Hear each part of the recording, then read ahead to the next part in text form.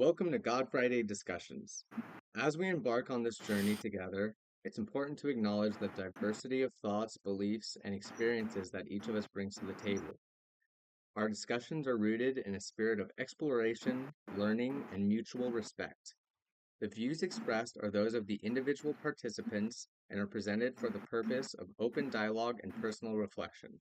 Please note, we recognize and honor the freedom of personal belief. This platform does not advocate for any singular viewpoint as the absolute authority on spiritual matters. Our discussions are intended as a safe space for sharing and growth. We encourage you to approach each session with an open heart and mind, but also respect your personal boundaries. If at any point you find the content not to your liking or comfort, you are free to disengage as you see fit. While we seek to provide enriching content, participation is entirely voluntary. We assume no responsibility for any personal decisions or interpretations made in response to our discussions. Our aim is to foster a community where curiosity, faith, and understanding can flourish. Thank you for joining us on this journey. And for this week's topic, we're going to be discussing elections. Now, we're not really sure if we're going to take this topic to US elections necessarily or just have it be on elections in general, but yeah, we're just gonna dive in and see where it goes. So, as usual, Matt, would you like to get it started? All right, bro, no problem, man. All right. Yeah, we kind of wanted to take it a different direction this week, obviously, man. Elections is something serious, and obviously, as we get closer to our election here, I feel like this is going to be a crucial election. It's pretty important. All the people are pretty on edge about it. The approach I took was kind of different. I started off with one of the statements from the Declaration of Independence, right? Not necessarily that it's about elections, but it's about how God and the elections coincide, I guess. So we hold these truths to be self-evident, right? We know this one, right?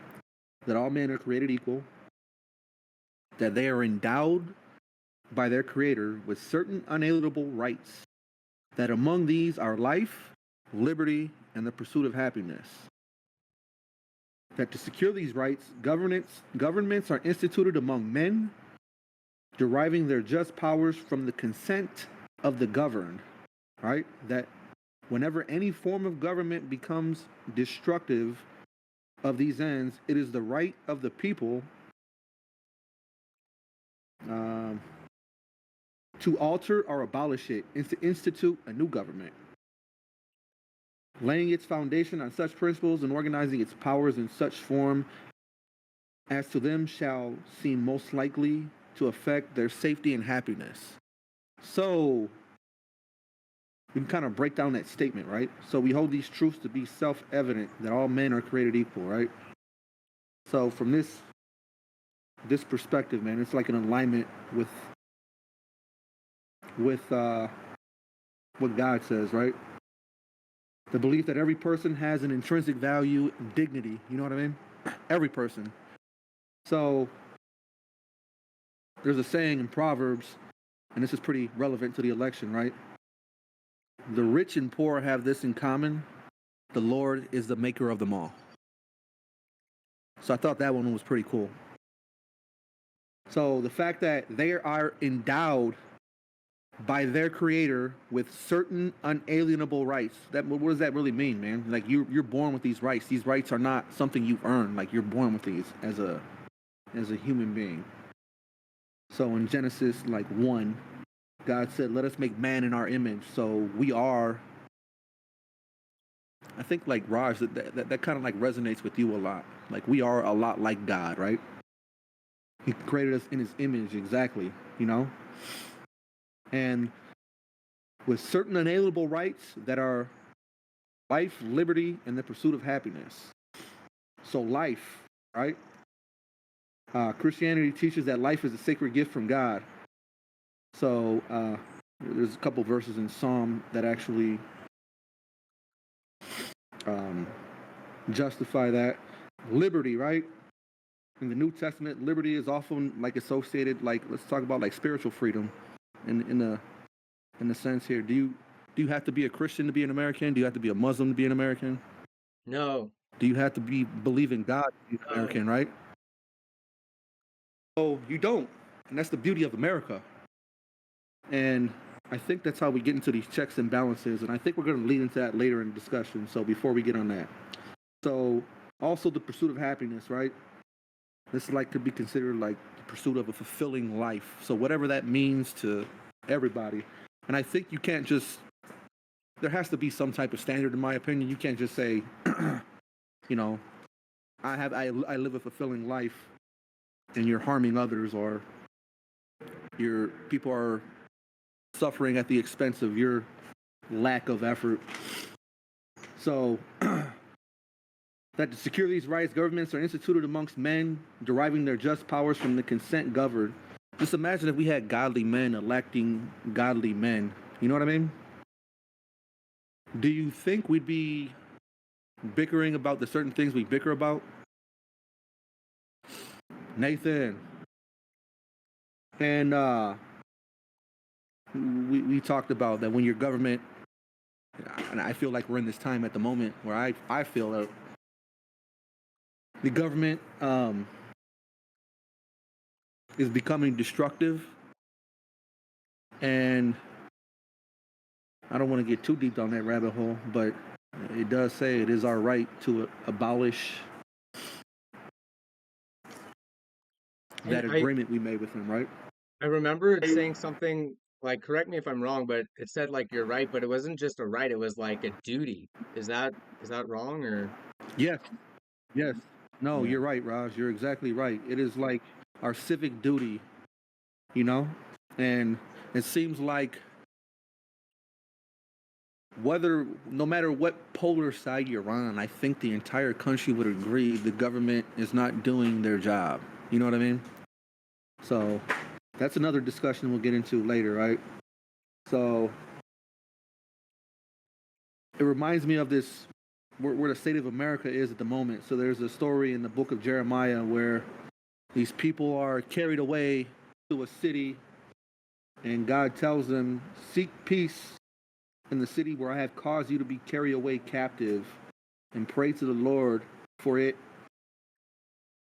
peace. You will have peace. So if it thrives, you'll thrive. It's like pray for the people that imprisoned you, pray for the people that oppress you, because if they do well, you'll do well.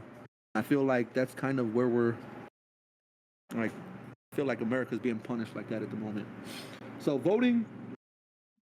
What is voting? Voting is our opportunity to input God into our government. Too often I hear people say that God and government should be separate. And I think to an extent, but we got to remember that the government was established by actually Judeo-Christianity, right? Like it wasn't, these men weren't atheists. These men believed in God. Now, am I saying that these men were good men? No, I'm not. I'm just saying they founded it on godly principles, okay? So, I mean, we can go back and look at old prophets, like none of them were great people. They were actually pretty flawed individuals, but our morals, our sense of justice, our understanding of human rights all stem from biblical principles, essentially. So these godly men, they like infuse the nation's framework and principles that have allowed us to thrive and achieve greatness as a country, in my opinion. I don't know how everybody feels about that, but we're trying something new on this on this one. So, by casting our votes, we have the power to elect leaders that reflect our values. Is that the actual case now? You know what I mean? I mean, that's something we can dive into later as well. So, the participation ensures that our government reflects our values and preserves the integrity and vision of what we see as a good nation. You know what I mean? So when we vote, it shouldn't be because we identify with red or blue. It shouldn't be based on racial or gender principles. It shouldn't be about sexual immorality or just about these, I should say. Or if you're pro-choice or pro-life, right? But if you're a Christian And I didn't make these up, right? So where do you stand on the side of these things? So when we talk about sexual immorality, like uh, in the book of Romans, it said God gave them up to the uncleanness and the lust of their heart to dishonor them bodies among themselves, to exchange the truth for life. So this was like women were lusting for women, men were lusting for men. So God gave them the desires of their heart, and He just turned their back and said, "You know what? Just do what you want. Uh, you'll destruct yourself." You know what I mean? So that's where they got to. And as pro-choice, right? God said in Jeremiah, when He was talking about Jeremiah, "Before I formed you in the womb, I knew you. Before you were born, I sanctified you. I ordained you a prophet to the nations." So what does that mean? As before, as He knew him. So this narrative that children or infants, prenatal infants, aren't alive, according, if you're a Christian, that verse tells you 100% that's not true, right? Also, in Psalm, God was talking about, or David was talking to God, whatever. He said, "You formed me in my inward parts. You covered my mother's womb. I will praise you. I am fearfully and wonderfully made. Marvelous are your works, and that my soul knows you very well. My framework was not hidden from you when I was made in secret and skillfully wrought in the lowest parts of the earth. Your eyes saw my substance, but being yet unformed, and in your book they were all written." So what is he saying? Like, before you were even born, I had a plan for you. So this, once again, this narrative that, these infants aren't human beings, it's demonic. And here's another one in Leviticus. So what people used to do, they used to like sacrifice their children to this deity named Moloch, and God's telling them, you shall not let any of your descendants pass through the fire to Moloch, nor shall you profane the name of your God. I am the Lord. So the Canaanites were actually, I believe it was the Canaanites, and Nathan might know this better than me, but the Canaanites were actually the ones in that story where they were sacrificing their children to that deity Moloch, and the Canaanites are one of the only civilization, like God destroyed the entire civilization, just eliminated them, all of them. Like there was no one left. He spared no one because it was that bad. So, and then this one kind of touches on both of them. It's 1 Corinthians chapter 6, verses 18 through 20. It says, "Flee from sexual immorality. Every sin a man does is outside the body, but he who commits sexual immorality sins against his own body. Do you not know your body is a temple of the Holy Spirit who is in you, whom you have from God, and whom do you not know, like, you are not of your own," right? Your body was bought with a price. Therefore, glorify your body and spirit, which are God's. So the narrative, if you're a Christian, my body, my choice. No, it's not your body, so it's not your choice. So from a Christian perspective, like, these are the living, breathing word of God, right? So that's hard to argue with, in my opinion. So voting is about placing God at the center stage and dismissing our worldly principles, in my opinion. It's not about supporting a person, it's about honoring Jesus. So I would say, imagine a world where we love our neighbors, right, as ourselves. A selfless society that demands us to provide value. So a man who doesn't work doesn't eat. So that's 2 Thessalonians 3:10. So it's not our duties to support people that don't want to work. It's they don't eat. That's a biblical principle. If you don't work, you don't eat. So there's a saying that I like to reference a lot. It says, evil prevails when good men fail to stand up, right? So whatever you identify as, black, Latin, Asian, European, if we're all, in my opinion, Christians first, none of these issues would exist. So that's kind of where I've where I took this with elections, man. Hopefully, I didn't get too deep down the rabbit hole. Yeah, no, I think it would be cool to just take some time to like um dissect some of those ideas, like the idea of leaders reflecting the values of people who vote for them, and even the yeah, like um using like the Bible to decide on like where how you're gonna vote. Like that's kind of an interesting um area to kind of like dive into a little deeper. Yeah, well, whatever direction you want to go. Nathan, you have any input? Yeah. What was the original question?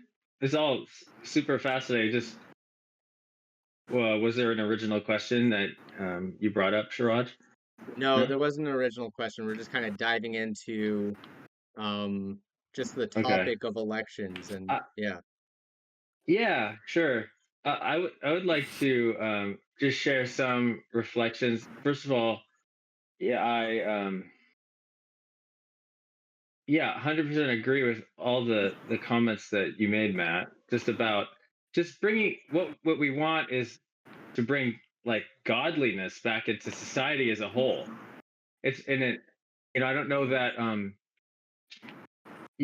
voting and being a good citizen is one part of affecting that change, but ultimately our political system and how it plays out is a reflection, I believe, of the state of all of the people as a whole, and where we are directed, um godly versus not. you know um are we reflecting, you know the love of Christ, the love of God as a whole, which, and that would, if we did, then that would reflect in our leaders. It would reflect in the kinds of people that attract us and make us want to, support them and so forth. So it's kind of like I look at our political system as more just it's a fruit of our society. It's a fruit of where we are at as people, rather than I got to fix that. I got to change this, this falling apart, broken house, which is basically what you said, where the foundation is completely rotted, and try to fix that. Instead, it's really a new house needs to be built from the ground up through, we need to tear it down. But I don't think we should tear it down yet, like without a replacement, because it's actually, when you compare it to other systems, it ain't bad. We do have freedom of religion here. We have a lot of things going for us. So, but it's not actually where I wanted to go. I want to say maybe just two things. One, there was it's an article by this candidate, Andrew Yang, I think was his name, who had run for president, and he failed and everything. And he wrote about the process of being a candidate and how it, like, um, his motives at the beginning of like wanting to be president seemed pretty pure. Like he wanted to serve, he wanted to serve the country. He felt that he could, help, and his motives were high. But then the process of actually electioneering, he talks about how it starts to change you, because everyone around you is just saying uh, yes to you all the time. Nobody says no anymore.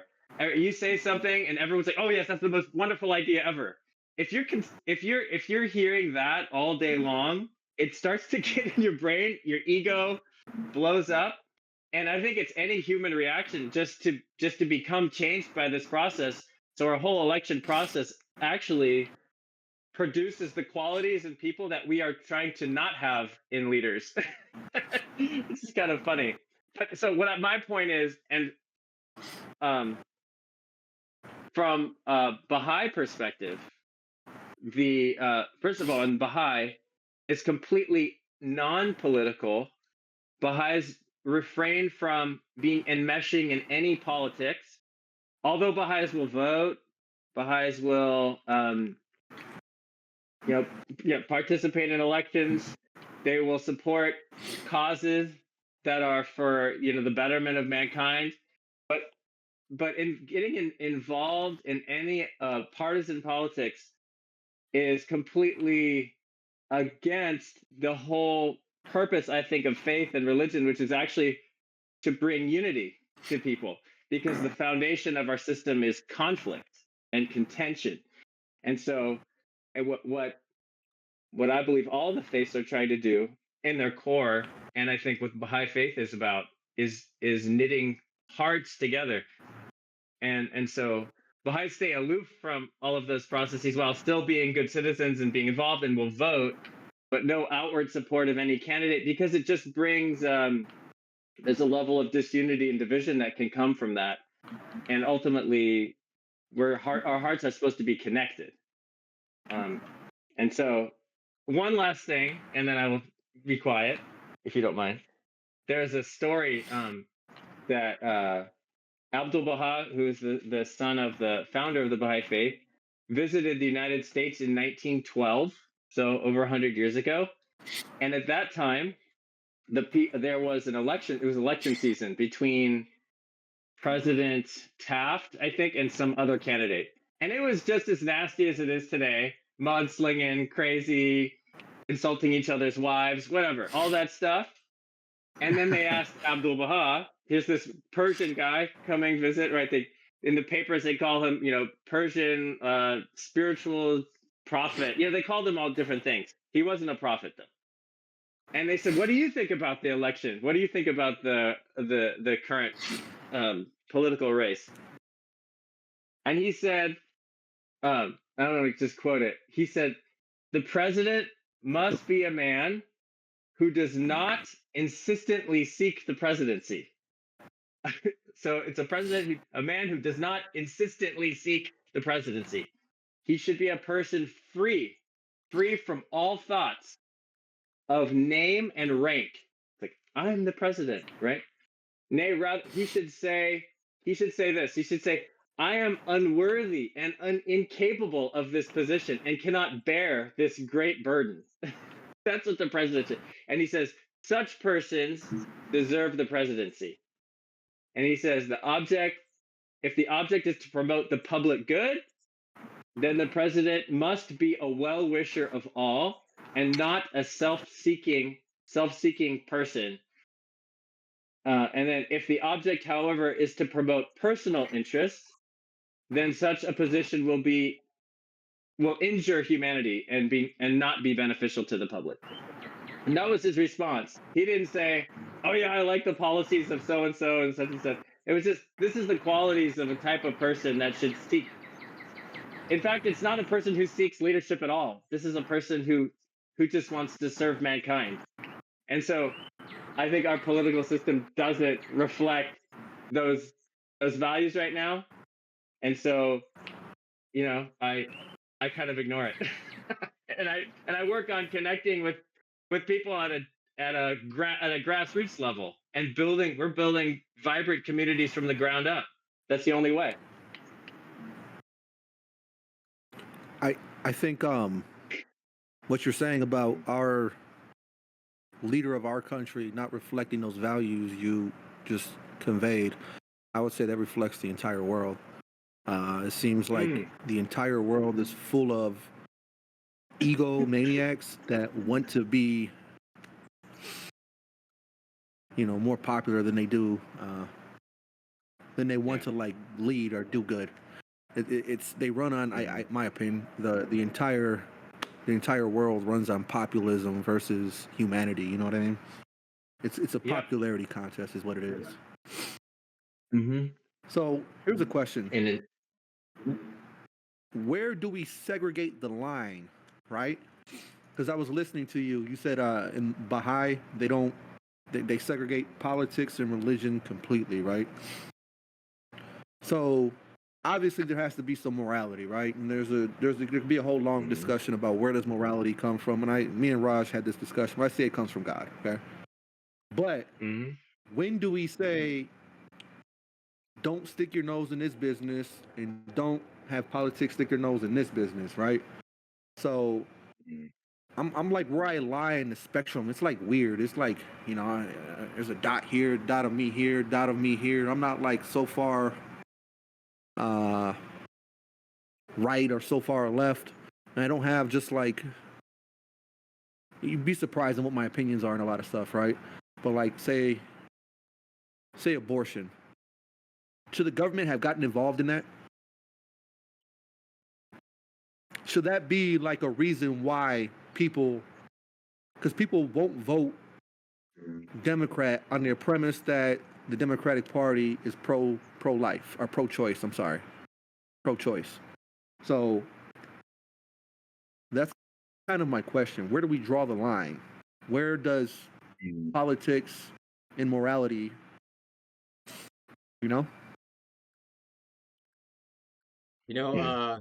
I had a when I was younger, I had a really good debate with my uncle, and my uncle was Christian, and I was not I was not into religion at the time, and I remember the conclusion we came up to, like, we talked about everything, um, like what if this happens, what if that happens, what about this situation? And we came to the conclusion that the government shouldn't ask us to vote on it because like for me personally, I err on the side of freedom, so I'm more on the side like, do make your choice, right? Um, but yeah, I don't know. That was kind of interesting. It was like the my uncle said the government shouldn't really have people vote on it because it is um people when they vote their morality does come into play. That's just how it is. Like if someone is a Christian and they believe in life, it shouldn't like they're obviously going to vote no on like abortion or something like that if they're believe the baby like you were saying, Matt, how the baby was made like or preordained by God or something like that. And yeah, no, so I thought that was an interesting angle. But yeah, it's not an easy question. It's definitely and it's very there's a lot of caveats in people's morality too. So yeah, that's a hard one. Yeah. Uh, Well, I mean, there's so many, like, so many. Oh, sorry. Go ahead. nah, go ahead, I was Nathan. going to You're say good, man. that, okay. Um, yeah, I was just going to say that there are so many hot button issues, like just name them, right? Gun rights, abortion, racism, sexuality, transgender issues. We could probably list 20, like you guys can come up with a few. There's so many issues that we could just go to town on and rip each other up. And I think most of these issues are, and we do, and they are very effective tools in causing division and gaining support for the purposes of the leaders. I'm not saying any of these issues, they are important and they do impact our communities, but weighing into them and trying to like maybe convince others of my viewpoint, first of all, is a non-starter. It doesn't work, right? You try to convince someone who's dug in on a certain issue, they're not going to convince them of my side. So all of those politicized issues, they're basically, even the hyper important ones, like whether or not a life should be allowed to be terminated, right? These very important issues, all of them though are so divisive that and that it isn't, in my view, and this is why Baha'i has a completely different take on it, not worth even looking at. The focus of today and the focus of all Baha'i communities is, again, like creating vibrant communities through harmonizing differences, through being forbearing and forgiving of each other, through praying together. It's very at the very base of what our motivations are as human beings. And I think that's what religion is here to transform. And I think politics is kind of lost its way and is not reflective of spiritual values overall. It's just about sustaining itself. So that's why it's not that I don't want to be. We have to be a good citizen, and in as much as those our leaders are, say, reflecting the values that I think are right, then I will vote my conscience accordingly. But privately, I'm not going to get out there and shout out who I'm voting for or anything like that. But I'm going to do it, but it'll just be whatever's more in line with it. And meanwhile, I am going to serve my community and try to make my community vibrant and godly and so forth. And that's what I can do. Well, you're gonna love your neighbor as you love yourself, right? It's one of the things I brought up. One of the things that Jesus Amen. said, right? Yeah. So, and I think that's the case in most offerings is we don't love ourselves, like we idolize ourselves, or we put ourselves and we think we're entitled to stuff, right? It's a touchy issue here in the States, like you're talking about, man. Pro-choice. Are you pro-gun? Are you pro this? Are you pro that? Right? My pastor actually the last 2 weeks was talking about specific things like this, and we've talked about it in this numerous times, and he's starting to talk about it too. So it tells me that it's gaining momentum out there. Like the energy is out there where people are seeing the same thing. I really can't stand when I see Christians go to pride parades to protest. Okay. Obviously, these people aren't godly people. Obviously, these people aren't, they don't believe in the same thing you believe in. And going there and telling them that they're going to go to hell, you're going to really capture them, you know? Like, it's one of the things you kind of talked about is, you don't have to press your views on people. You should be the example, right? If that man just went there and just loved those people instead of telling them how they're going to go to hell or, accepting Jesus or the price is you're going to go to hell and I love you and I don't want you to go to hell. No, you don't. You want to gain YouTube followers, right? So you kind of touched on that, man, and it just reminded me of that. That this message is getting out there where I feel a lot of people are seeing the same thing I'm seeing, and it's quite agitating in my opinion to see. Imagine a bunch of imagine a pride group standing outside of a church and protesting people at church because they're at church. You know what I mean? How absurd is that? They're both absurd. You can't expect ungodly people to be godly. And I think a large You thing can't that expect non-believers to believe. I think a large thing that contributes to this sort of hostility and kind of doing crazy things is this us and them mentality and being in the in group or the out group kind of mentality. So, in a way, we're all kind of responsible for it because we are the ones who have the mentalities of us and them versus uh, it's just us, right? Or something like that.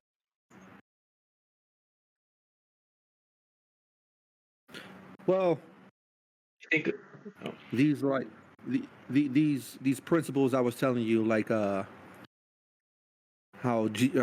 Paul the apostle wrote about how your body is a temple of the Holy Spirit, right?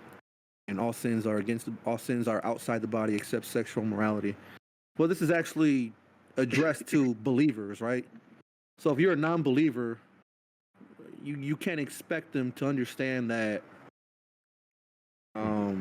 sexual immorality is going to send them to a place that they know nothing about, right? Like we're held. When we're out here, we should be standing in front of churches and telling people this, like these churches that are accepting ungodly principles now. You know what I mean? Instead of addressing a group that clearly doesn't believe in the same biblical principles we believe in, or I believe in. I don't want to speak for everybody, right? So, yeah, that was one of the things I wanted to bring up, man. It kind of irritates me when I see people out there just protesting at these events like, you're going to go to hell, and come and be with me and you'll go to heaven. Like, oh, you sound like a nice guy. I want to hang out with you. You know what I mean? You sound like a It's hard to capture somebody by arguing with them, right? it's hard to imagine Christ doing that, right? Like, he was he would help anybody, right? He was the lover of all people, regardless of what they did, right? None of us is perfect, and also like the story was it, I don't know if it's from the Bible or not. Maybe you can tell me, Matt. But where he's walking with the disciples, and there's a dead dog on the side of the road, and a lot of the disciples are saying, "Oh, that thing stinks so bad," and another one says, "Oh, look at all the flies." Another one says, "Oh, look, it's all falling apart and its guts are hanging out." And then Christ says, "Oh, look at how nice its white teeth are." Like Christ found the one thing that was positive in this decay, right? And to me, that's an example of like we just need more of that. When like I don't know, some of you guys have kids. You got kids. I mean, how when I talk to my kids, how effective is it when I'm just pointing out everything they did wrong? Yeah, really effective. Not at all. Why don't you do this? Why don't you do that? No. It's like the secret of good parenting is catch them doing something good and praise them and like hug them and love them, and then they'll do that more because they get they're receiving this love from their parent. I think that's exactly what Christ is doing, and I think that's what we have to do for all people. Like there's this quality called forbearance. Forbearance. I love this quality. It's where we overlook other people's mess ups even if we think they're going to hell or whatever. I mean, I don't believe in hell, but that's fine. We just overlook their and we find what's positive in that person and we connect with that and let that grow. And then once we grow that some of the other stuff falls away. And because some of the reason folks are identify with all these particular, I don't know, these material identities, like I'm this, I identify as a, string together 10 adjectives, that's me, and don't offend me because that's my identity. It's some of it's just because like we have not, we're not addressing our true needs, which are love of each other regardless of how we turned out, how we came into this world. And that's what I think Christ teaches. It's like radical love of everybody, and that's like the starting point where we're connecting, our hearts are connected to each other, and you feel safe with like just being a faulted individual. you know And indeed, we're all faulted, man. We're all fall short of glory. We all, I mean, we all deserve a punishment. You know what I mean? So to look at your brother and say, to the mercy of God, we don't. Like we're not exactly right. struck down. You're exactly right. I can tell you, me personally, I know I do. You know what I mean? And I've been, I know, like I do. It took a long time to figure that out, but I know. Yeah. So I have a question. I know I deserve a, I love what you were saying about love, Nathan. I think that's spot on. I think so question I wanted to ask you guys is like in from that love angle, how do you when you guys vote in elections, what's your kind of process with that? And maybe I'll add on to that, how do you inject love into when you elect people? Like how does that process go on? Like what's that like? I got That even one. happens. Yeah. So, so for our elections here in the States, honestly, my outlook is eat shit or eat vomit. Ooh. So Maybe last time I had vomit. Maybe I'll try shit this time. And I feel like those are the options we honestly only get. So, I know what you mean. I know what you mean. um, So how do you so inject from a love loving into that? point, well, that's kind of what I led into the beginning. Like, and I'm not saying, like Nathan, you put emphasis on it, man. I don't need the government coming kicking in my door, but the government is clearly not doing their job, right? We got a group of people that vote themselves a 15% pay raise every year, but can't balance a checkbook, right? We're It's complicated. gonna be, 30. Yeah, we're gonna be. Yeah, you can't balance a checkbook. If me and you did that, if we wrote bad checks, we'd go to jail. But our government, they just keep raising the debt ceiling over and over and over, never taking a pay cut, but they expect us to pay more in taxes, right? So, personally, like myself, I'm kind of frustrated and being frustrated because I got to remember at the same time how blessed I am, right? Because even though I feel that what I pay in taxes is unjust, I got to remind myself of the parable of the vineyard worker, right? And, whether you're not saved by your works, you're saved by grace. So it doesn't matter how much taxes I pay. Even Jesus said, give to Caesar what's Caesar's, right? And give to God what's God's. So if I got to pay taxes, it's just a worldly duty I have to pay, even though I feel like what I'm paying into isn't being distributed properly. But that's not voting, right? That's But just paying taxes. How do you inject love in when you're like voting? well, I'm trying to get into that, man. Okay, I have my bad, my trouble bad. injecting love into the Yeah. voting. I have trouble injecting love into the voting process. Just like at the beginning, like I said, when you feel that your government is no longer doing their representing you in these values that it previously conveyed in the Declaration of Independence, it's like your civic duty to abolish it. And I'm not saying abolish it, so I don't want no FBI coming in and raiding. I don't want no parachutes falling down right here. You guys see them, you know what I mean? But there, I feel we're at a point that I don't know. What do we do? Do we hit the reset button? I don't know. So as far as injecting love, I don't know how to do it, man.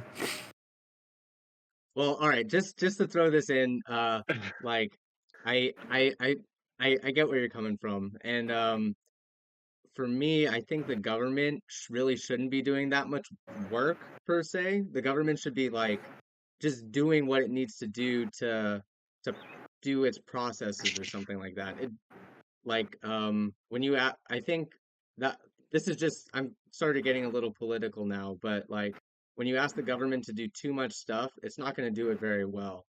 So um yeah, and I think shoot, I kind of lost my train of thought. Yeah. All right, so like what you're saying, man, the government shouldn't stick their nose in everything, right? So number one, we had a discussion like on why the government stuck their nose in marriage, right? Just because you probably had people that were dishonest at a point that if they did something, they didn't give the wife the reward that she was due in the event of a divorce or something like that or other. You know what I mean? Yeah, So the people government probably injected it died. in there, right? There were probably a bunch of murders that happened. The government's like, all right, we need to do something about this. You could be right. Yeah, I don't So know. that's the point I was making is where do you draw the line? You know what I mean? And I wish your brother was in here because I think he'd give a good insight on it, but he's not. So um, when we talk about marriage, I believe in marriage is a religious unity, religious, commitment. It has nothing to do with the government, right? So I also believe that any two Well, tax-paying citizens, it has something regardless to do of, with the government because when you get married, you pay less taxes. well, that's what I was. This is what I was getting into. Uh-huh. You hit me on the head. So I also believe that two tax-paying citizens, whether they're, if they're not married we can call it a civic union, whatever. It has to be some form of like recognized union. Should get the same tax benefits as a married couple. You know, I don't think that gay men who pay taxes, who probably contribute to society, who probably good human beings. You know what I mean? Should get the same benefits as two tax-paying, a married couple. So the argument they always say is marriage is between a man and a woman, right? Okay, well, let's call it marriage, a man and a woman. And so I suppose we can call this something else, but these people contribute to society just like you do. Do I agree with them theologically? No. But I guess that's the beauty of America, man. We don't have to agree theologically.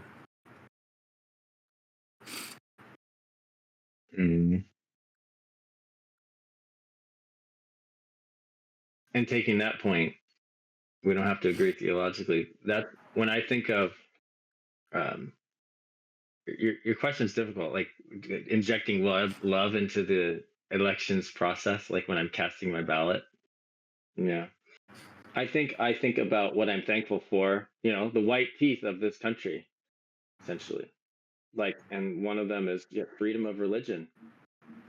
There are a lot of oppressed peoples around the world. You can't practice your religion, and you might be of a certain color, race, whatever, and you're discriminated. This nation isn't free from that, but at least has some principles, and at least in name tries to be that way. So I think of the positive things. I think of George Washington, the first president, who he could have been president for life, and he said, no, I'm going to selflessly give this up because we're not doing the England thing. We're going to do a different thing. And so I'm thankful for him for doing that.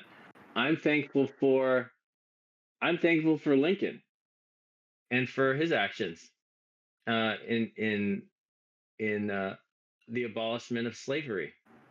I'm very thankful for that. Regardless of he was actually not that much of a whatever. There's all kinds of arguments against, but I'm thankful for the outcome, and he was there, and under his watch that ended, and that's great. I've got my dad's black, so I mean, and other people's parents are black. It doesn't matter. My neighbor's black. We're all these are human beings. We don't treat human beings that way.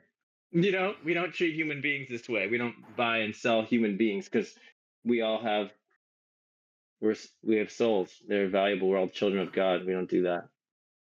And so I think of those things I'm thankful for, and then I cast my ballot for whoever I think represents the qualities of selflessness. The best thing that I can, from my view, from what I've seen, and I try to avoid most of it because it injures my heart to see people say anything negative about the other person ever. And I don't want my kids to see it. I think it's like a disease. But, I get a little bit, I'm like, okay, I kind of get a sense of this person's character. Boom, that's what I'm voting for. I want to touch on this again, man. Like with everything you just said, how I opened this up, we hold these truths to be self-evident that all men are created equal, that they are endowed by their creator with certain unalienable rights, that among these are life, liberty, and the pursuit of happiness. So where do your rights come from? They come from God, because if they come from God, they can't be taken away by man. So that's right. Where do we draw the line, I guess, is what I keep asking. And it's hard to really figure it out, right? Do we become a religious state? Do we make Christian the national religion? I don't know. Well, there's But like a difference you said, between religion and just God, because you said like their creator, so that's kind of like it didn't say God, which typically I guess is a Christian way to refer to God, but like it said yeah, their creator. So it uh it kind of it's like, and it's not separation of God and state, it's separation of church and state. So church is like um a, like Christian worship, uh particularly. So I think it's more along the lines of allowing people to, like, choose whatever religion they want, but they don't have to draw a line between their beliefs and their vote. Like, their beliefs is who they are, so they're gonna vote according to their beliefs. And um yeah. I like how you broke that down, man. That was actually good. By their creator, because they might believe their creator is a different entity, right? Right. But point is everybody has a right to life, liberty, and the pursuit of happiness. And where people get stuck at is we get stuck too far in the past, where I'm not going to sit here and pretend that our forefathers were great people because they were slave owners. They were, they didn't believe in that black people were human beings, and it took like a whole amendment to even consider them 3/5 of a person. They weren't even allowed to vote until like the 1900s. You know what I mean? So I'm not going to sit here and pretend that they were great people, but sometimes godly people are flawed people. Well, the country was founded under godly principles, and I think we've lost these principles because if they didn't write it this way, I mean, black people still wouldn't. You know what I mean? Like, all men are created equal, even though they weren't considered men during that time. But if they didn't write it this way, this wasn't authored this exact way, that freedom probably never happened. You know what I mean? What if they said all?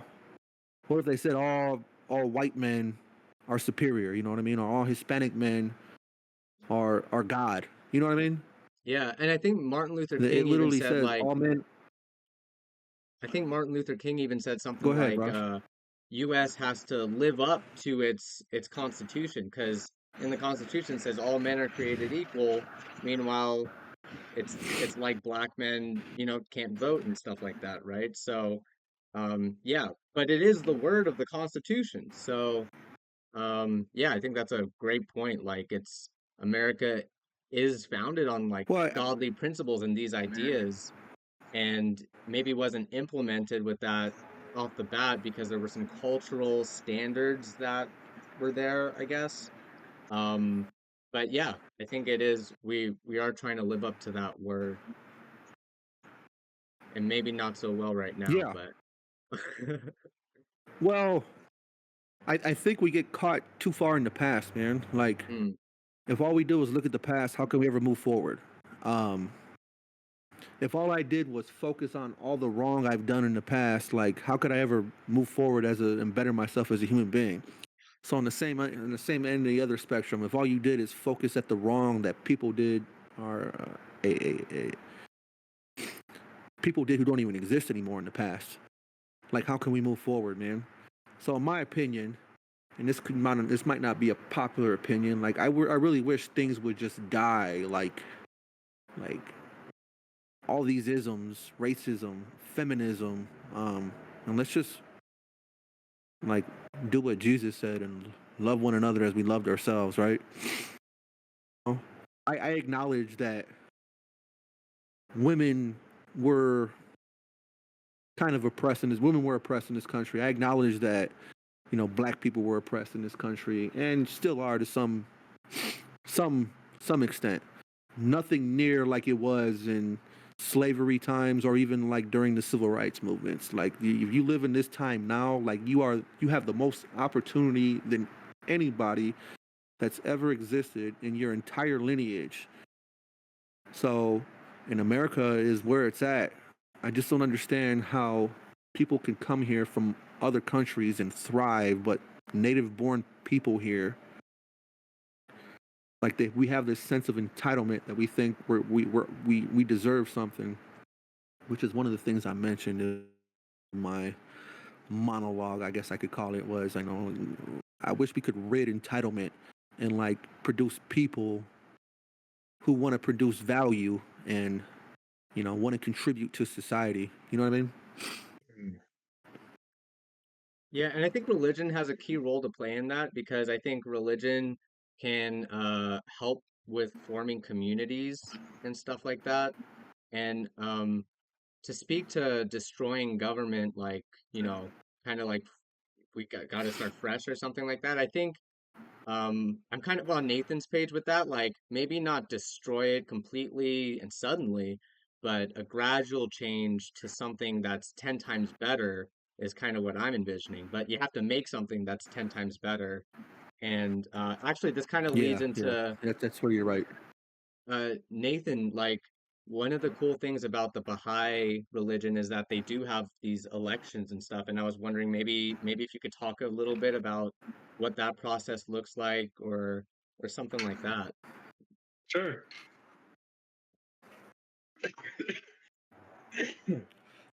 I think that this is kind of like one of the maybe one of the other reasons that I'm not like trying to fix the old house, because I have some a sense of hope and optimism in a very embryonic form of a pattern within the Baha'i community that is used for organization on the global scale.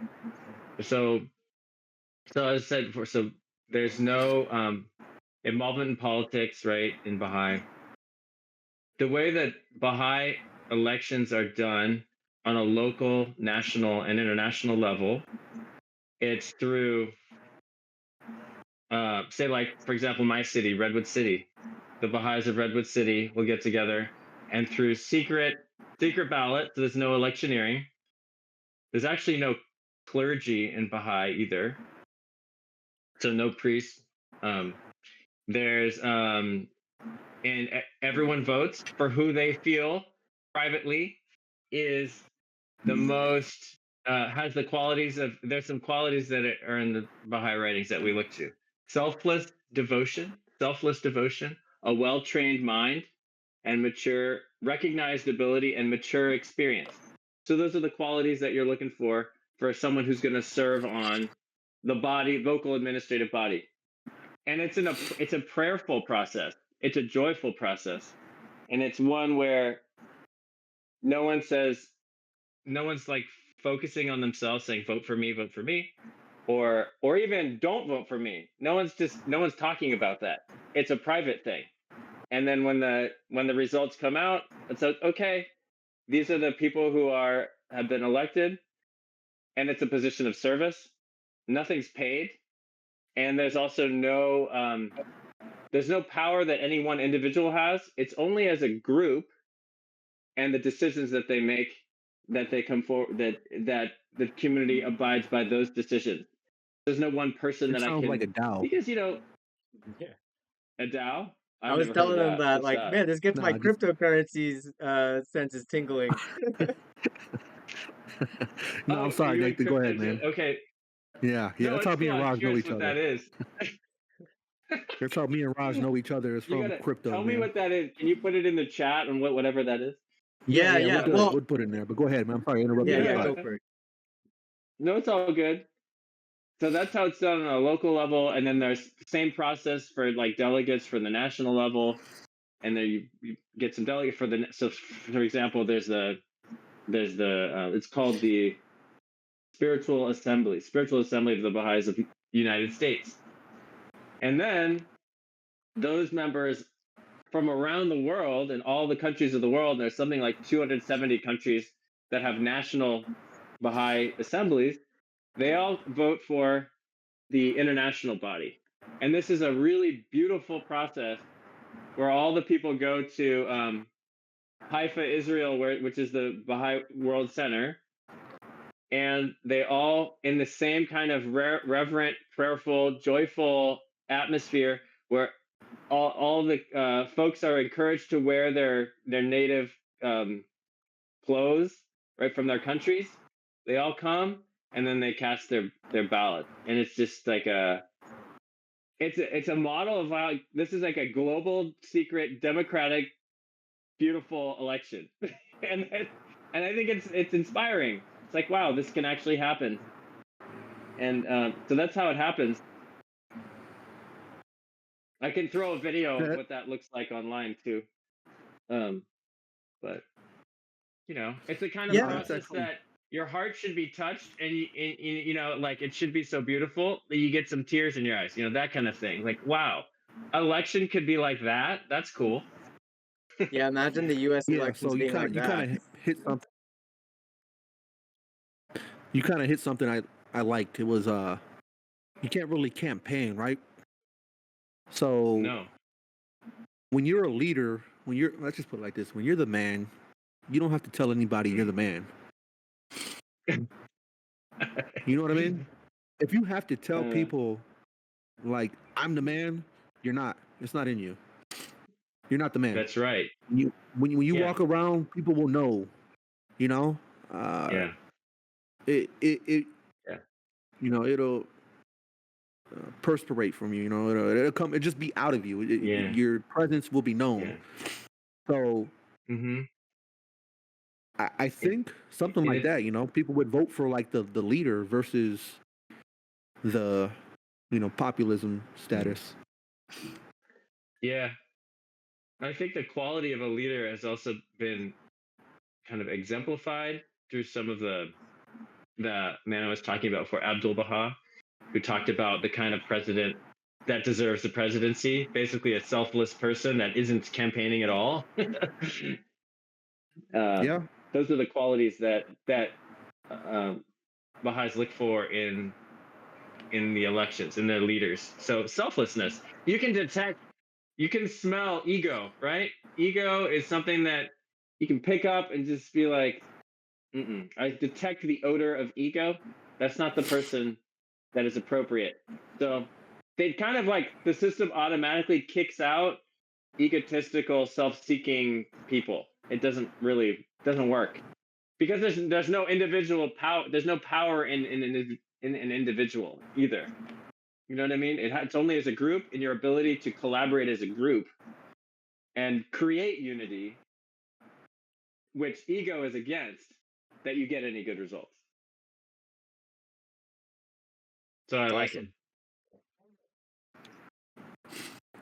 Yeah, it's something we need to dive deep into someday, man. I hear you guys talk about it a lot. Someday, why not maybe now? we could. Well, we're in elections today, man. Why don't we set up a whole presentation and we can talk about the Baha'i? Is that how we say it? Baha'i faith? Like going. Yeah. Oh yeah, Yeah, like- yeah. We can always do that. No, but I thought you were talking about just Yeah, how the elections were. Go deeper into how that whole thing takes place or something. I No? was just talking about Baha'i in general, man, because it sounds like an interesting concept. Like I like to hear you guys, kind of like break it down, and explain it. You know what I mean? That'd be cool. That'd be awesome. But Yeah. as far as I'm up for that. elections, like I think that's cool. I think Yeah. it's really cool that it's not a popular. It's not who's the most popular, who's the most outspoken, and I feel like that's what goes on, like with Trump right now, man. Do I disagree with everything he's doing? Absolutely not. Do I agree with everything he's doing? Absolutely not. Do I think he's a great human being? Absolutely not, man. It's like this is the state of our country, and like I told you when you asked how I vote, eat shit or eat vomit, bro.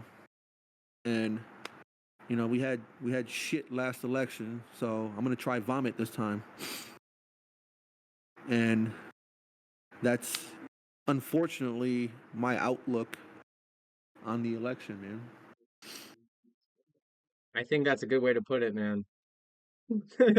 Yeah, especially from like the elections that we the main final elections that we get at the end of the day, it's kind of winds up being something like that. I feel like in the primaries there's more like I was like for the Andrew Yang, you mentioned Andrew Yang, I was super into Andrew Yang. But yeah, he didn't do very well. And yeah, I don't know, it's But like Raj, you don't get good choices. Do you know why these people don't do so well? Like why these people who are great candidates don't do so well? It's a I reflection imagine of it's in, our.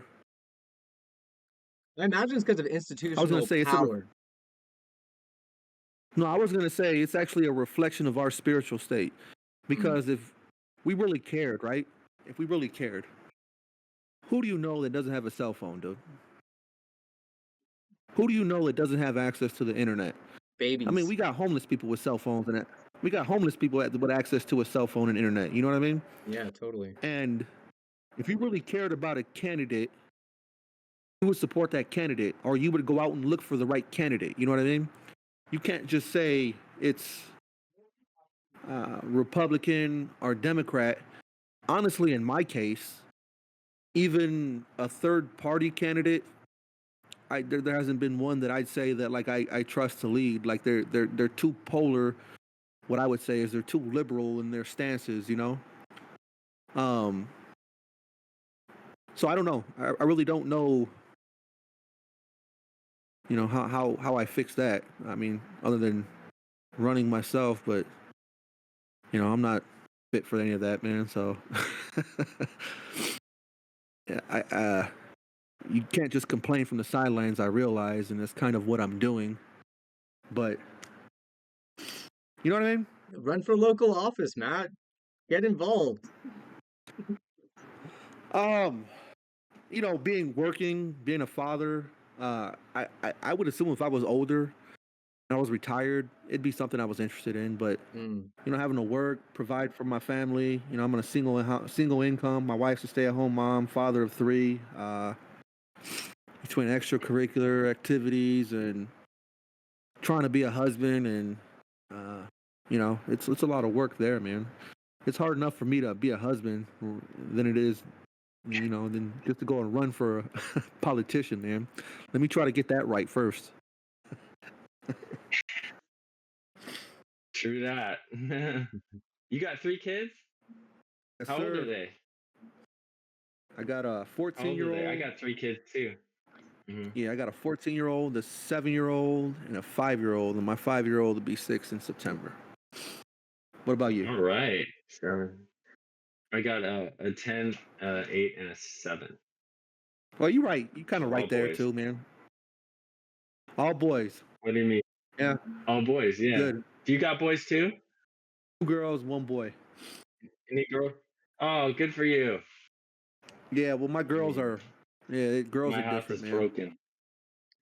I does know. Yeah, We could have used girls, one, man. We could have used at least one to calm this thing down. yeah. and does having I mean the answer is definitely I mean I feel like the answer is obvious, but maybe just I'd be interested in exploring how having kids affects how you vote Well, in for me, elections. yeah, for me, I would say having kids has definitely changed my perspective on the way I view things, because it's when I see the direction that the society is going, and even I didn't know because I wasn't living for God my whole life, but we've completely abandoned Him. Eh, We have a society that wants godly principles without God being involved whatsoever. I don't know how to explain that. It's ridiculous, you know. So Like I actually tend to value more conservative values now, versus I was kind of like really middle of the road. I find like the older I go, the older I get, and the older my kids get as well. And you know, I think about their kids and their kids, and I tend to get more and more conservative personally. Maybe a topic for one time could be how do we like spiritual education of kids? Like how do we provide for the spiritual education of our kids? that's You a know, good and topic. like that's yeah. Instead of actually thinking about the elections again, my stance is protect my kids from the mudslinging and the type of language that is used in the demagoguery there. Um, don't expose my kids to that because I think that's pernicious, and expose them rather to the the divine teachings about how we should behave and how we should not, we shouldn't be backbiting. We should, when a thought of war comes, oppose it by a stronger thought of peace. Right? What's the other quote we part of it? A thought of war must be destroyed by a more powerful thought of love. Yes, So I got yes. my boys; they like to, destroy things. This is what I try to teach them when we do prayers at night and that kind of thing. Creating these habits, trying to create habits that engender godliness in their lives. I can't do much with the political system, but when I see it, it just makes me want to reinforce my efforts to educate my kids spiritually and myself, to inoculate myself against this decay that we're seeing around us. You know, that is a good topic. And I think no matter how good you are as a parent, no matter how good you are, how well you direct your children towards God, or even lack of towards God, you really have no control over them, man. You can give them a foundation, but once someone is of age, they have to understand they are accountable. Whatever you lacked, whatever your parents did or didn't do, you're an accountable human being now, and you're responsible for you. And I think promoting those values is just as important as the spiritual values.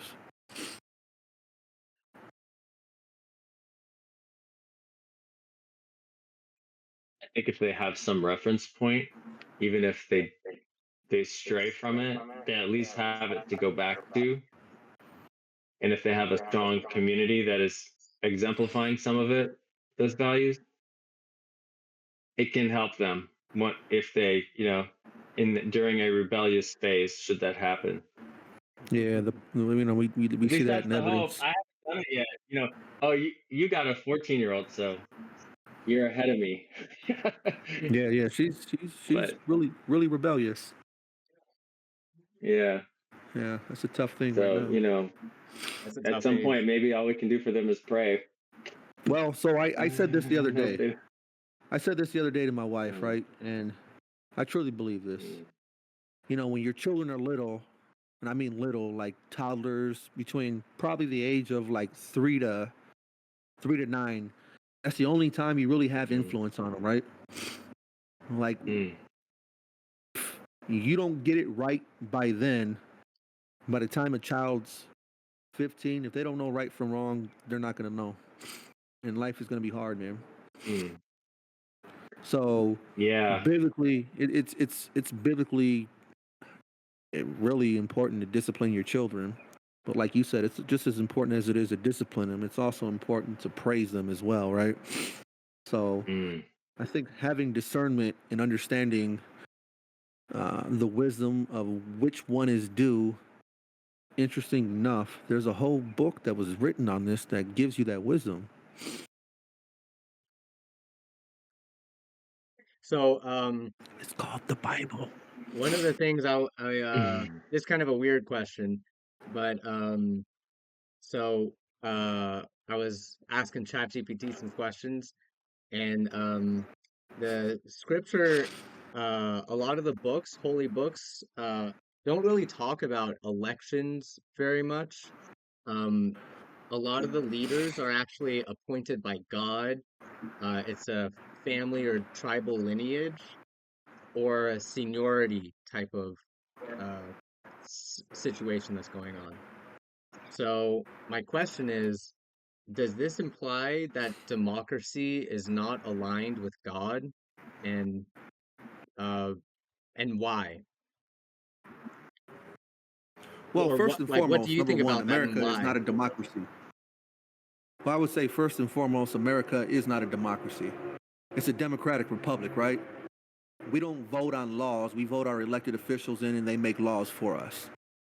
So we're essentially we're actually a republic, not a democracy. So I guess the question is election big duty? I mean, oddly enough, Raj, I believe you're right. And biblically, there's not a lot of references that say, how David was elected as the king. You know what I mean? Or it was usually nepotism or lineage that determined that, right? And God was the one that chose these people. Yeah. So like in some of the New Testament, selection of Matthias in Acts 1, chapter 1, verse 23 through 26, the apostles used casting lots to select Matthias to replace Judas Iscariot as one of the 12 apostles. This process was a lot more of a lot casting, a form of random selection rather than an election. So that was one thing that the Bible mentioned, but again, like it wasn't quite like how we have it with voting. It was, what is that, lot casting.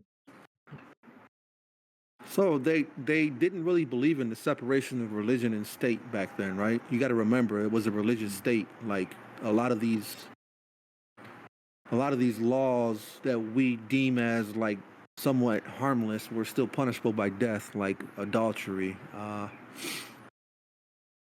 thief, stealing, things of that nature. These were serious offenses. Like it was a religious state back then, so the authority was like in the Judaism, I guess we could say, was the, what are they called? The synagogue or the mosque? I don't know what is it? The church, the Jewish church. I call it that. So that was the authority, right? When Jesus came, he changed the whole game because he's seen these people were using their power to take advantage of people who were less fortunate, right? And it disgusted them. They're called the Pharisees, is what they were called, right? And the earliest church after Jesus was not what we see today. In fact, the word church did not exist. Like that's an English word. So the actual word in Greek was ekklesias, I believe, right? And ekklesias literally just meant gathering. So there was no hierarchy in these gatherings. It was like this was church right here. This was fellowship. They ate together. They had conversations like this together. Their families, they had fellowship. Men bonded. They broke bread, right? And you get into the debate of Catholicism, and I've been talking to a guy at work who's a devout Catholic, which I respect. But they kind of, if you look at the Catholic Church, it kind of reflects what the Jewish church was. So, my opinion, the original intent was like what Nathan here was describing, like Baha'i. It's fellowship with your community. It's loving each other. It's not putting one above another, even though there were some people who were assigned as leaders, right? But they weren't assigned as leaders so people could serve them. They were assigned as leaders so they could serve their people. And the intent was actually the gathering was around Jesus and not like an elected official, you know what I mean? So I think that's how we got back to these hierarchies. You know what I'm saying? And Not so sure if I made any sense there. so are you kind of like um just going back to the original question, are you kind of agreeing that the process of democracy doesn't really align with God? Um, Not if it's not centered around God. If God is not the center of it, then 100% it doesn't align with God. If we centered God around it, where our laws, our rights all stemmed from God, and those cannot be altered or changed in any way because God is the author and the authority, and we just have elected officials, just like the intro I read in the Declaration of Independence, that we elect these men, right? Yeah, I think it works, but is that where we're at? No. Our elected officials think we work for them. They're not servants. They're ego maniacs.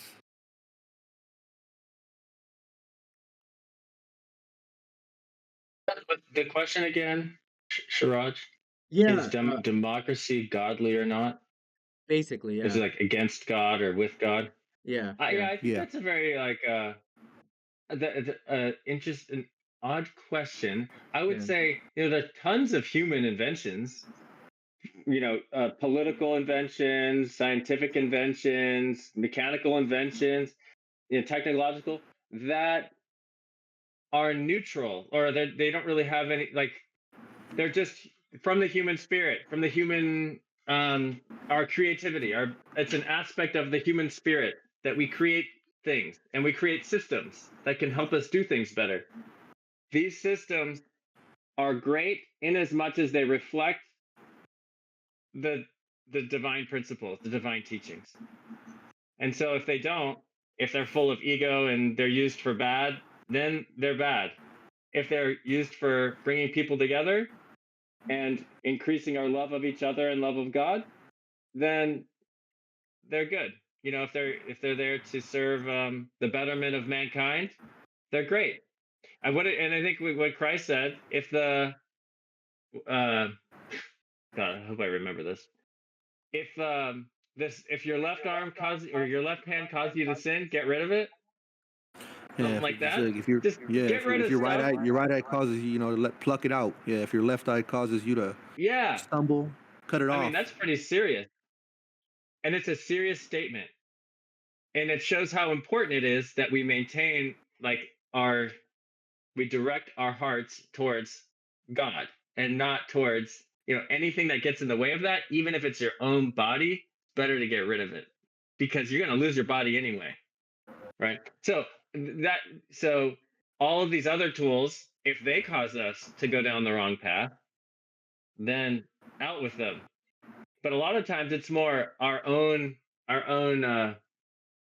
spiritual state as a community, as a country, as an individual, right? That determines whether or not X tool is good or bad. In Baha'i, there's a democratic process, so I find it to be a good use of it. It's secret ballots, everyone gets to vote, right? There's no discrimination against certain peoples to not vote, right? The only qualification is you say you're a Baha'i. That's it. But democracy can also be bad. If I rig the election, if I say it's a democracy, but it ain't actually, because I've rigged the election. If I prevent candidates from being eligible to be voted, this is not a good democracy. But it's also a reflection of our spiritual state. It's a spiritual problem, I say, because we got ego in there. We've got people lust for power. We've got people that just want to control, and that's what we've got. And so the outcome is a corruption of democracy. But democracy can be great, and democracy can be not great, depending on what we do. It can be elevated and godly, though. perfect. Yeah, no, I think that's a great answer. Yeah, like it seems like democracy, or I like what you said about political inventions, like um it can be created out of the human spirit, but it can be used like any tool. It can be used for ill or for good. And um, I think Mm-hmm. what Matt was saying, like if we vote around this idea of being godly ourselves when we do vote, then it is more of a aligned with God type of process. Yeah. And here's the big thing that people gotta understand too, man. So when the Israelites, right, fled from Egypt, right? Literally, they escaped Egypt. They walked across a sea, okay? And then when they're stranded in the desert, they're complaining that they're stranded in the desert, and they said, well, when we were in slavery, we weren't hungry or we weren't this. People need to understand that to be independent and be free, there's a cost that comes with it, right? Like, do you want your freedom or do you want to be enslaved? And when I hear people talk, it almost sounds as if people want to be enslaved. People want the government to take care of them, and to me, that's a form of slavery. Like, I want the government to take care of nothing. Like, I don't think the government should be involved in our health. The government should not be involved in our the way we raise our children. I guess that's a tough one there, because if you got abusive people, but if we all were centered around God to begin with, none of these problems exist, bro. None of them. If we all lived our values the way Christ instructs us, none of these problems exist. If we lived like reality, that God knows everything you're doing, and no matter what you get away with here on earth, like you got to answer for it at the end. I think we would be a little more conscious. I guess what I'm saying, we really need the fear of God. Fear of God. Do you think God wants us to be fearful of him? Absolutely. So the idea, all right, let me put it like this. From a human perspective, man, if you feared no punishment from your parents, would you respect them? If everything you did wrong, you feared no punishment from your parents. Say you just were an asshole kid, and everything you did, you just had no fear of your parents. Would you respect them? The answer is probably no, man. Yeah, I don't know if I could answer that You honestly, because like I want to say, I want to say respect is like a mutual thing. So like if my parents respect me, then I'll respect them kind of thing. But yeah, I think as a kid, it's hard to um yeah. Well, that's another biblical principle. I mean, honor thy mother and father, right? Hmm. So under any circumstances, honor your mother and father, no matter what. You honor your mother and father. That's a biblical principle. And I don't know, we see kids now, they don't even do that. I just see a lot that I don't like, man. I don't want to get into it all, but we're kind of digressing, I guess. The conversation is elections. So I don't want to get too deep down the rabbit hole and go somewhere we don't need to go today. Okay, no worries. So about elections, man, Yeah. the question I keep asking is, where do we draw the line at? Do we draw a line? Where What do you do think, our Nathan? spiritual values?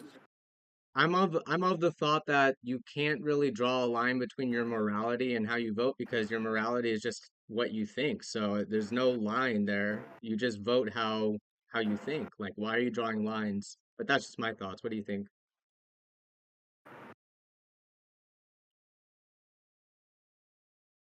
I yeah, I guess, what are you drawing the line about? Are we saying, like, if I like, we're gonna go out and protest, we're gonna go out Nah. and like, we don't like what we're seeing, so we're gonna try to go change it externally? Because to me, that is a um not a worthy, for me, not something I want to spend my time doing.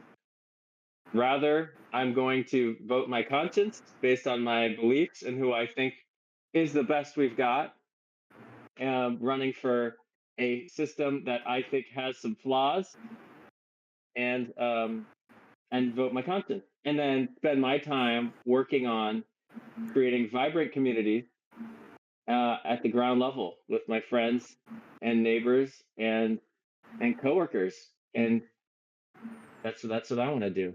That's how I think society will change. More and more people do it. I think personally, as we talk about this more and more, I realize like how, from my personal perspective, how you 100% need to like incorporate the two. Like, I can't. One dictates, like, one is like, I guess we can call it, one is spiritual law and one is this corporal reality law, where we live in this world that's governed, right? And if my spiritual values are being violated by these corporal values, or this matrix values, whatever we want to call it, what do I do, man? You know, I'm in a conflict, because where do we draw the line? Where do I say the government doesn't have business in? So personally, I think the government shouldn't have business in how I raise my children. But what if I'm an abusive parent? You know, what if what if a parent's molesting their child? What if an adult is molesting children? You know, so where do we draw the line? And I just keep leaning back. Like, if we all lived under these spiritual principles as our guidelines, and we didn't violate and go over any of these black and white um, guidelines, we wouldn't, these problems don't exist. So would there be a group of people who think it's unfair because they don't fit in that spectrum? Yeah. Well, just like there's a massive group of people who think it's unfair because they feel like they don't fit into this small group, this small spectrum that they're trying to make the the broader fit in. You know what I mean? So I guess what I'm saying is, like, offense is not real because it's the eyes of the perceiver, right? If offense is how we're basing our reality, then where where does that line get drawn? You have to go back to, here's our black and white lines that God gave us, and whether you're offended by them or not, I didn't make the laws, God did. Yeah, and I think Do I sound like a like what? do I sound crazy? No, no, no, not crazy. No. I think God's law actually supersedes government law because it's, you know, it's just God's law. It's just this is the world we're living in. The government is actually more of something that we created to make lines. Like, we actually made the government to draw lines so we can behave in this world in certain ways, or we have certain goals that we want to accomplish. Or just to organize just for social stability, right? Like, people like a stable society. So we created these uh these lines. And um but yeah, I think God's law always will supersede any human made law.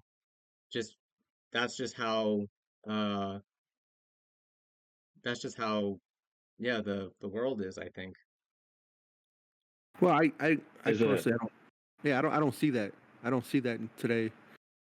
I see that people make their own law, and they want everybody to abide by their reality, or whatever the explanation is.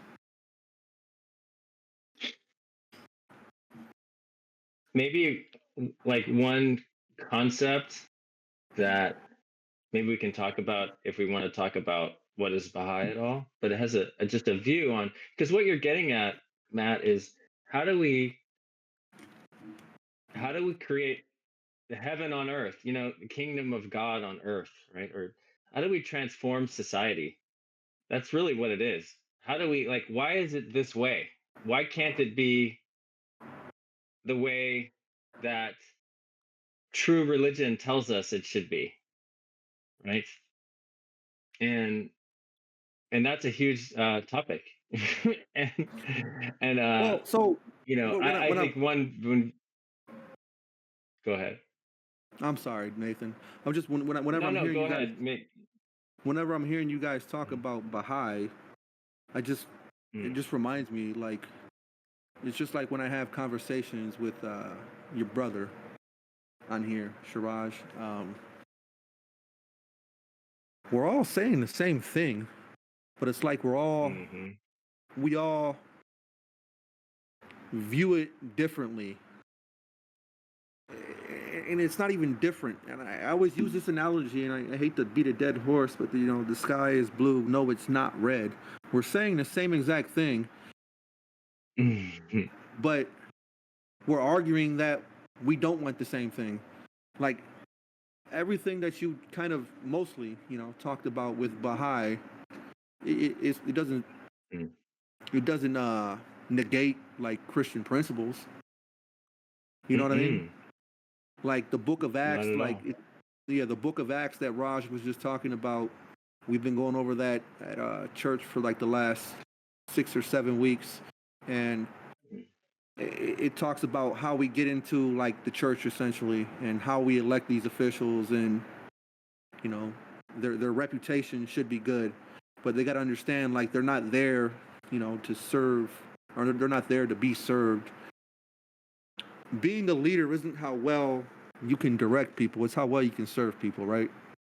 And when you talk about Baha'i, that's kind of what I hear, and I think that's what we want for our country. But it's like I think we all take these different paths spiritually, and that could be divisive, I guess, within itself. Maybe if we were all Baha'i, or if we were all Muslim, or if we were all Christian, we probably wouldn't have these problems either. But yeah, right. I mean, I think one of the reasons I like these discussions is it reconfirms to me the unity of religion.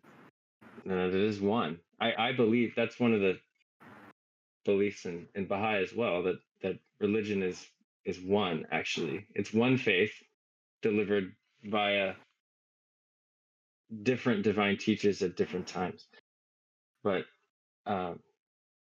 the message always reflects like that. The light we're seeing the light, the same light coming from the different, in different language and different words. yeah. I think and it's all it is the same message. It's one. So, and I think like yeah, we should focus on that, and we do in here in this forum, which is really beautiful.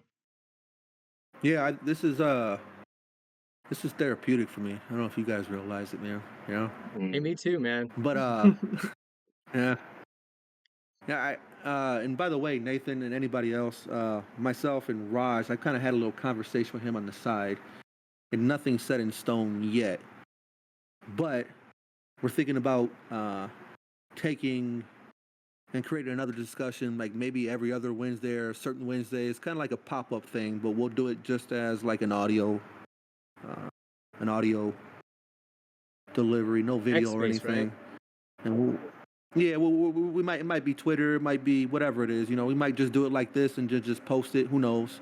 But I had a whole different approach on it because I think you dig it, Nathan. I'm listening to you. I think you dig like the idea I have on it. So, but yeah, Ask Wednesday God discussions. Kind of like Ash Wednesday, and Ask Oh, that's Wednesday what it was. Okay. I was wondering God why discussion. Ask Wednesday. I don't get it. Yeah. So you Nice. you ask, we have a topic, and then we kind of, that's the ones, how I was saying I don't want to go too deep down in the rabbit hole in this one, because we kind of lose the what it is we're doing here. That's the one where we go deep down the rabbit hole in some of these. I got some interesting things, man, but that's another topic for another day. So real fast, one of the things that I was like you mentioned that our government, uh, you don't see God's law superseding government law, but here's one way that that I was thinking that um, God's law shows itself that it supersedes government law is the civil rights movement and civil disobedience. So um, when people would protest peacefully and they'll sing like "We shall overcome" or something like that, and then a bunch of firemen hose them down, that's blasted on TV. People, it's pretty obvious where God stands on that whole thing, right? So that's just an example of how God's law will supersede human law or something like that.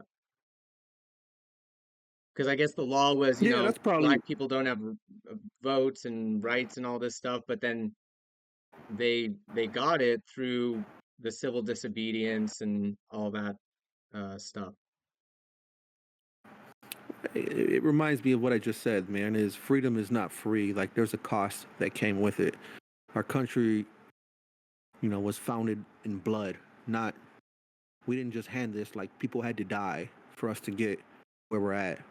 Um, so to be free, there's a heavy weight with it. Don't think that freedom means that I get free checks or everybody takes care of me because I exist or I get free health care. That's not freedom. Like there's a cost with it. You know what I mean? And we got to understand that. And I kind of want to get back into this one more thing that we just lead back into like the intro I had Wait, let me push because back against everything that we real said. fast. Freedom, I would say Go ahead. freedom is free because God is free and you can kind of be with God anytime you want. Okay, you're talking. I guess you're talking from a spiritual outlook. I'm talking from uh, a worldly view, right? Okay. So the cost I of mean, what it's we still have, the yeah. benefits that we have, the benefits that we have were paid for in blood, right? That's true. That I won't argue. I like So, when I like vote or something, like sometimes I'll think like a lot of blood has spilled so I can do this right now. So that's part of my well, gratitude, I guess, for the people who did we're all sacrifice adults themselves. here too, right? So, being an independent adult, there's freedom with it, but there's a huge cost. There's a huge responsibility with it too. So, with everything, there's a weight that's involved with it, man. So, the government taking care of you, that's not freedom, that's slavery, in my opinion. But when I kept hearing you guys like bring up your points, man, like I really wish you go and read that part of the Constitution over and over. Like we hold these truths to be self-evident that all men are created equal, that they are endowed by their Creator with certain unalienable rights. Like when you guys talked more and more, I kind of kept looking back at this note, and it just helped me confirm it that much more that our forefathers were actually they were fucking geniuses, dude. Yeah, Like the people that authored this, that was a God-based thing right there. So I think that yeah, totally. 100%. They were geniuses, man. Like they foresaw all of this shit, and they wrote this particularly that like even now, in any time, it's relevant. You know what I mean? Your rights do not come from a man. Your rights come from God, and we elect men to protect those rights. And when those rights are no longer protected, it is our right of the people to alter or abolish it and to institute a new government. So, no, I'm not saying let's form a militia. No, I'm not saying that I'm ready to rebel. But I think we're at a really pivotal time in our country, especially with this election, that I think the whole country should just go back and read that statement from the Declaration of Independence.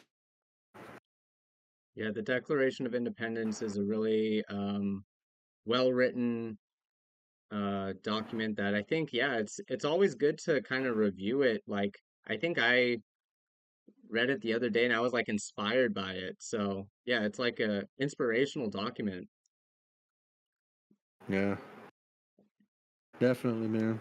And just the more you guys like talked about Baha'i and everything, man, it literally just I would just literally keep going back and looking at these notes, and it's just like, wow, that's relevant to that statement. That's relevant to that statement. So, yeah, Mm, absolutely.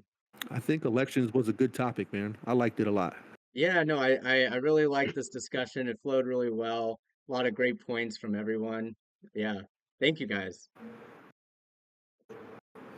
Yeah, thank you, Thank you. Nathan, man, for all your input, man. Yeah, Sh- Should we yeah, great to discuss with you guys. 100%. Should we close out with a prayer? And who wants to do the prayer? All right, Just man. Come raise your on, hand. Raj. Okay. Okay. All right. All right. All right, God, we pray for our country that we become closer to you and guided by you and not by ourselves. I pray for this discussion. I hope there's more people having open discussions like this in our country. I truly believe our country is in a state that I'm not proud of or really needs to come back towards you. And I hope that you can open the gates and that people just flood and gravitate back towards your values and not towards ours. We see what happens when we direct ourselves, and we know you're the author and the director, and I wish we'd just give the steering wheel back to you. And thank you for this discussion with Nathan, Raj. Bless their finances, bless their children, and I know Raj doesn't have any, but bless his future children. I know you're going to bless him one day with them. And hopefully you can get Muhammad back in these discussions with us as well, because I really enjoy when he's here. And that's And it. Des, In Jesus' and name. Stephanie. Amen. Amen. Amen. Thank you, Matt. Thank you. All right. Till next week. Peace. All right, guys. Good All right. discussion, man. Have a great weekend. You too.